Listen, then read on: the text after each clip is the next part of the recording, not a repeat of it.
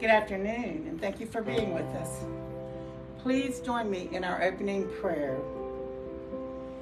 The energy of love is within us and is us. Whole and complete is the I am that we are. We awaken to the truth of our being. We will this be done within and without. And may we come to recognize that we receive all that we give. And we know that we have forgiven ourselves when we forgive others of all grievances held within our mind. May we not be led into temptation by the voice of separation, but instead may we transcend all illusions, for ours is the power, peace, and love of Christ consciousness found within each of us, who is but the perfect extension of the one mind and heart that is shared by all and is our birthright as the holy extensions of love itself. And our affirmation of faith. We believe in one God, the author and energy of all life, whose love sustains the universe and all things found within it. Our 5 Christ principles. There is only one energy in the universe. That energy is love, at all times active in everyone, everywhere. 2, we are the divine energy of love, and that energy is found throughout the universe and in all things, whether seen or unseen. 3, we create our experiences by what we choose to think, feel, and believe, thereby establishing our responsibility for our own choices. 4, through opening our heart center, we connect with the energy of love and bring out the Christ within us. 5, we express our desire to be of service when we live and demonstrate Christ consciousness in all our affairs.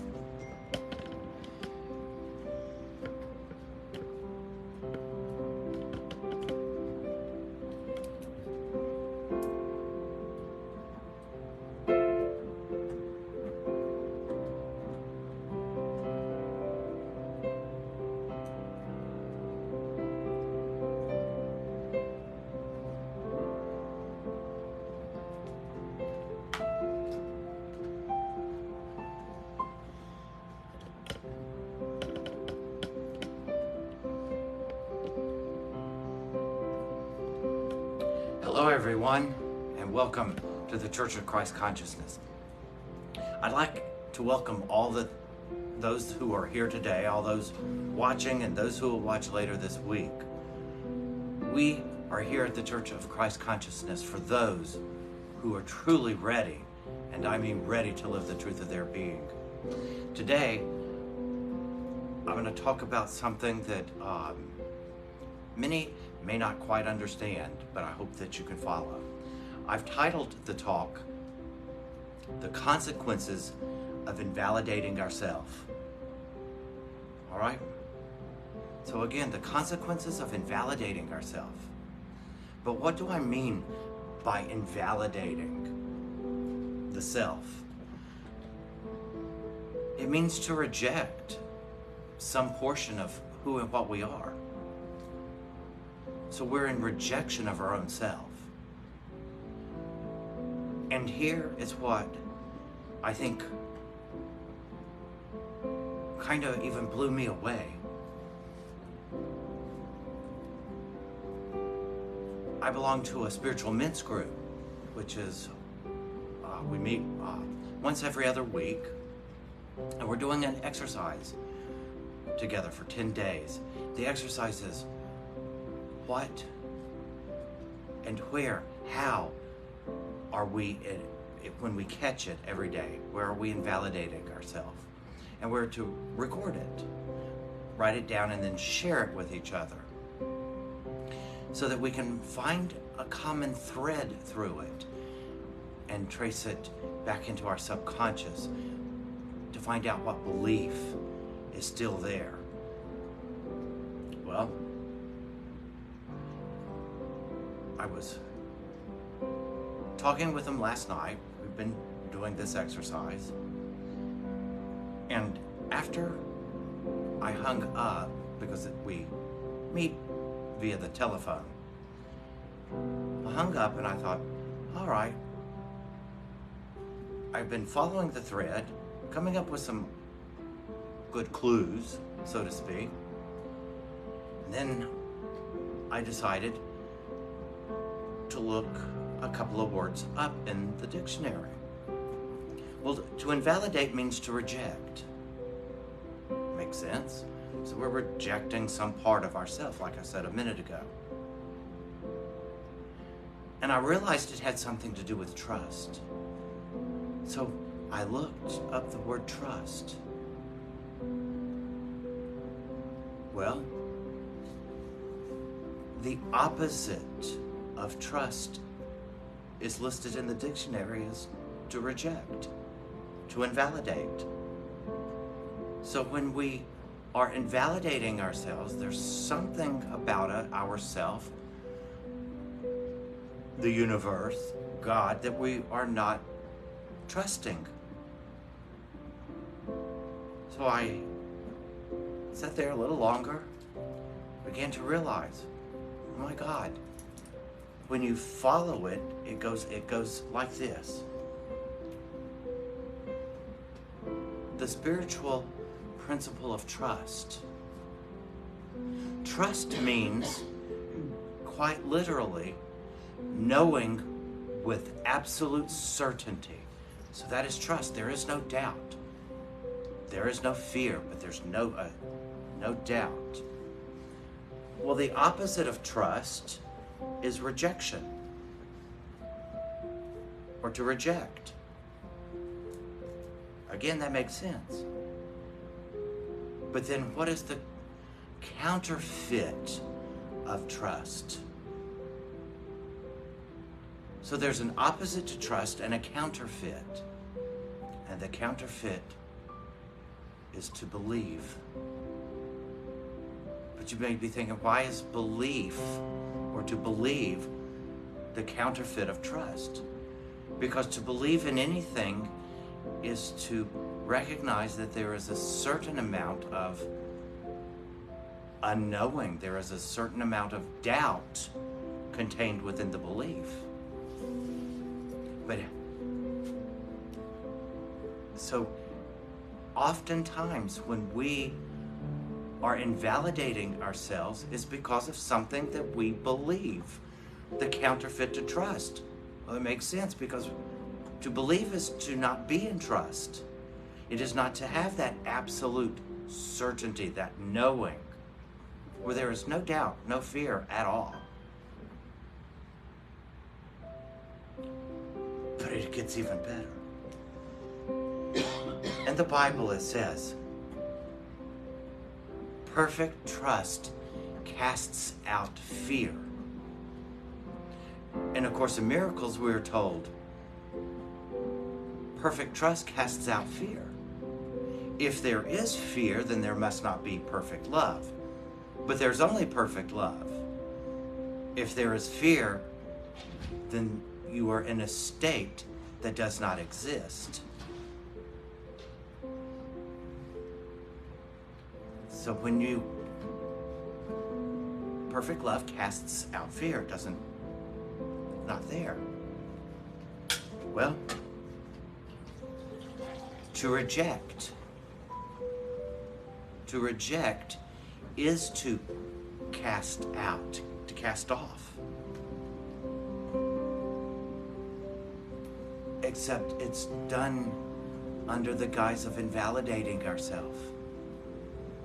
Not trusting in God, not trusting in all that is good. And that's what I want us to recognize. Why do we not trust? And what is it, I want to ask you this question, what is it that you do not trust God with? Well, there's kind of a little poll I took this week. I can tell you, generally it's finances. Most of us, we can trust God with everything until it comes to our money. When it comes to our money, we just don't trust Him. It's like, Well, maybe because he doesn't understand what money is, maybe, or maybe he doesn't. What he doesn't understand is lack, need, or want. But when we invalidate ourselves, remember, when we invalidate ourselves, we are rejecting ourselves. We're casting off trust. Because we don't trust. There's something that we don't trust. And it dawned on me what it is that we don't want to give up. Our self-autonomy. Because we think that we know how to handle our money better than God does. That we know how to handle some portion of our life just a little better than He does. So we hold on to that. And whatever we hold on to, we lose. And that's what I think most people don't realize. In order to have, we must give. But we hold on to this portion and we cut it off from the spiritual realm because we don't think that the spiritual realm will have our highest good. And after all, we know what our highest good is because we can see around corners, right? We know every option that if we pull a trigger on something, we know everything that is going to happen. But the universe, the spiritual realm, now we're not so sure of. The problem is we're the ones that can't see around the corners. We're the ones who have no idea what one cause, all the effects that can be translated. And that is why we are so steeped in belief. And as I have said before, never forget the word lie is in belief. We believe we can do better. Well, there's the lie right in the middle of it. And we don't trust. So, remember I said the title is, what is the consequence? What are the consequences of not trusting? What are the consequences of invalidating ourselves? The consequences are more lack, more conflict, you get more of what it is that you're in. Because you are literally telling the universe, this is what you want. By not trusting the universe, for instance, with your money or with your finances, you are literally rejecting it. The universe is a yes universe. It doesn't see that and does not judge. It does not judge your thoughts. It does not judge your beliefs. It simply says, that's what he or she believes. Give it more to them. And you'll have more experiences that you won't trust. That you will invalidate your own self. Another consequence is every time you invalidate yourself by not trusting yourself, you are lowering your worth, your unworthiness. And that right there entails the next consequence. You will become a victim and you will feel powerless. I don't know about y'all, but those are not fun things. And the more we do it, the more like a victim we will feel, the more we will believe that the universe, that the world is out to get us. Because we have no trust. Our trust is gone. And we can wipe out our trust. But here's the good news. The flip side of trust is love. And I hear people say all the time, I love God with all of my heart, mind, soul. Just like Jesus taught us. And then he gave us the second part, to love one another as you love yourself. If love and trust are the flip side of the same coin, if there is no trust, there can be no love. So when someone says, I just don't trust God with this, well, then there is no love. If you do not trust yourself with something, then there is no love of self there. And if there is no love of self there, how are you going to love anybody else? Remember? Love God with all your mind, heart, and soul. And the second is likened unto the first. Love one another as you love yourself. But if there's no trust, there's no love. And if you're not trusting others, then you're not trusting in your own self. You cannot separate the two. They are inseparable. So when we invalidate ourselves by saying we don't trust ourselves, we don't trust God, we don't trust the universe, we don't trust anything. When I hear that, I hear the person saying, I don't really love myself either, because you can't separate the two. And then I often ask, well, is it any wonder why you're in the situation you're in? There's something that I put out in the sanctuary today. It goes like this. If you don't change your thinking, your experiences just recycle. In order to trust, you have to have a thought reversal. You have to change your thinking. And what is the easiest way to do it? What is it that heals us? Is love. So if you really want to develop trust, then love more. Give more love. For the more love there is, the more trust you will have. Again, you cannot separate it. They are one.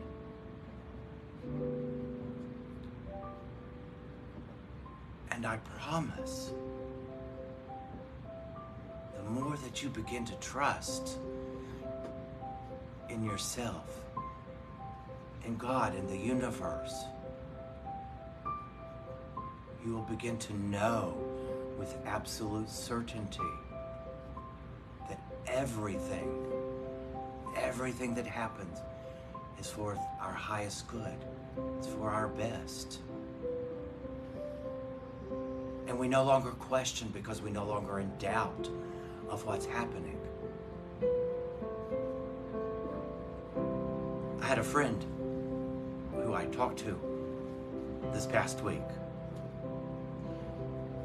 She had some heavy-duty bills the last 2 months.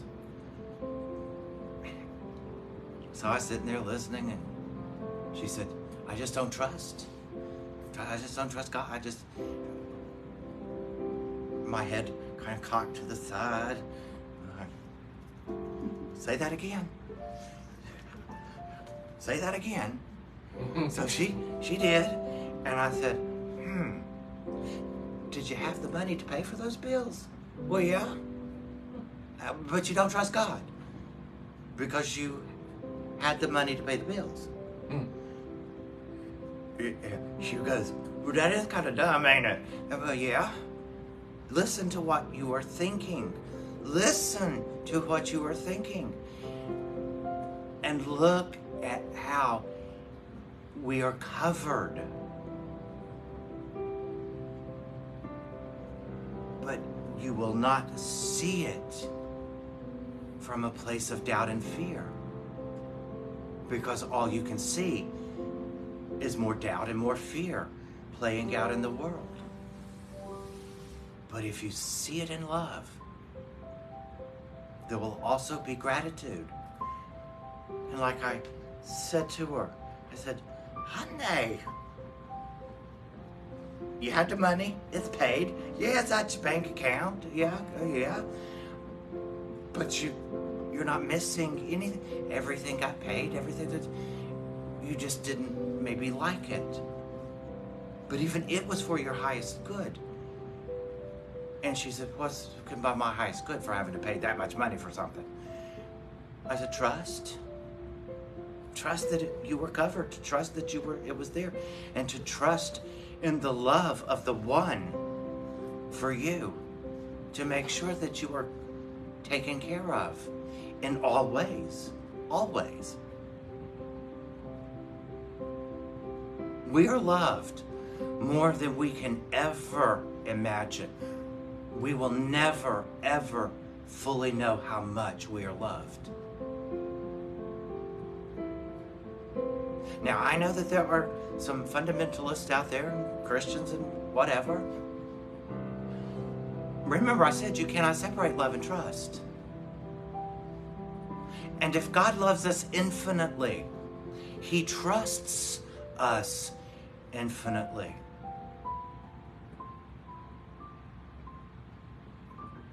We receive His love and trust. But remember, I said, in order to have, you must give.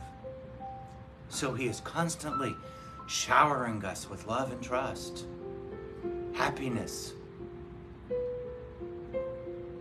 But we're so shut down because we're in such doubt and fear that we do not share. And because we do not share it, we do not know that we have this infinite love and trust and happiness available to us, and to peace at all times. Because it's easier to invalidate and claim our unworthiness, and that we're a victim, and that we're not loved. That's the lie. It's always been the lie, and it will continue to be the lie. You cannot make it real. Thank God. Thank God we cannot make the lie real, or we would all be in trouble. But the good news is, there's only love. And as the Course said, and I'll say it again, perfect love casts out fear. If there is fear, then there must not be perfect love. But there is only perfect love, for only perfect love exists. If you are in a state of doubt and fear, then you are in a state that does not exist. If you are in a state that does not exist, is it any wonder that you're in conflict, not at peace, you're not happy, and you're in lack, rather than the truth, the abundance, the joy, the happiness, the peace that is truly ours. So once again, remember, if you do not change your thinking, you just stay on the hamster wheel, experiencing the same old, over and over and over. The only thing that changes is the name of the people and maybe the place. It's the same experience with just different names to protect the guilty. Stop.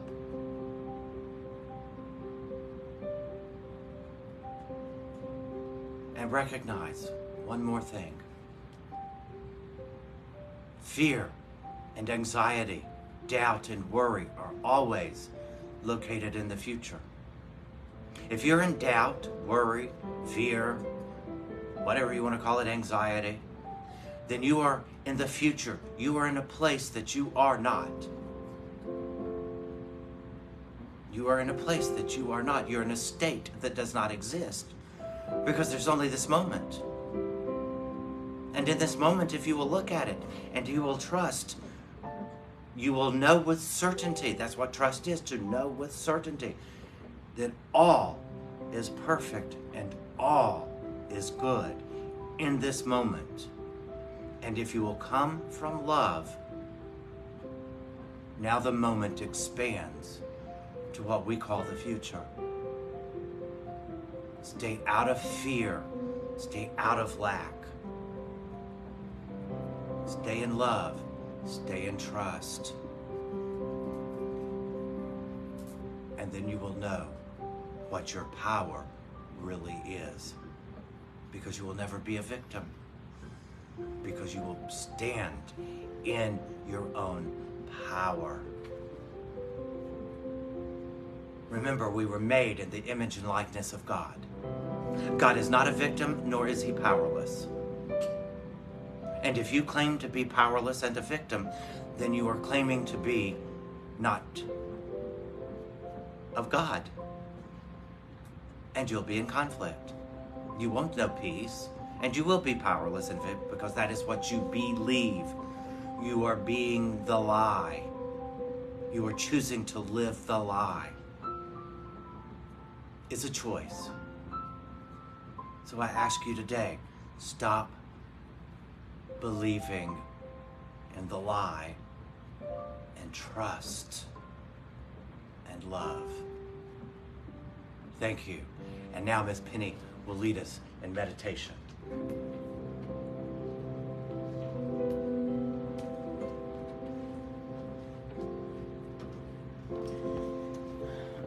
As we settle into our comfort zone, just breathe in and breathe out. Breathe in and breathe out. Breathe in and breathe out. And as you continue to set the pace of your own breathing, settle yourself into your heart. Breathe in and breathe out. And feel the energy of peace, of comfort, of knowing that you are loved. And in the security of that love, begin to examine the stories you tell, the thoughts you think. Become aware of what you say to yourself. And remember to stay in the moment as you review these words. For you are telling yourself what you desire to heal, or what you desire to give, or where you desire to love, but are not listening to yourself. Just sit here for a few moments and ask yourself, what am I trying to tell myself?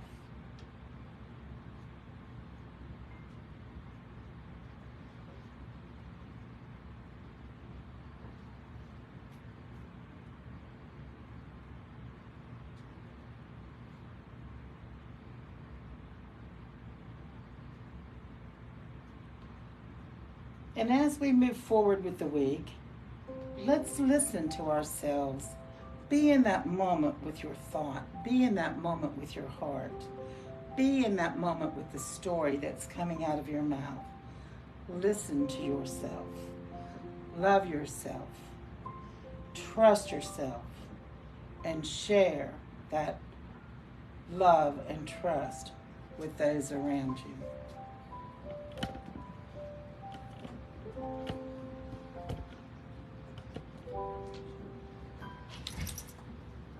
Thank you, Miss Penny. And thank you, everybody who's here today and who's watching, and to those who will watch later in the week. As we close out the service today, I'd like to let everybody know what a wonderful exercise it is, and try it for 10 days. Where are you invalidating yourself? And you'll find where you're not trusting. And when you find where you're not trusting, remember, all you have to do is flip it to love, and the trust will come, followed by the power, the peace, and the joy that is the one. Again, thank you for joining us. If you would, say with me our closing prayer. Say it silently. Divine love blesses and multiplies all that I am, all that I have, all that I give, all that I receive. We give, we receive, we live, we breathe in love. And we remember from that love what we are in truth. Have a great week and see you next Sunday, guys.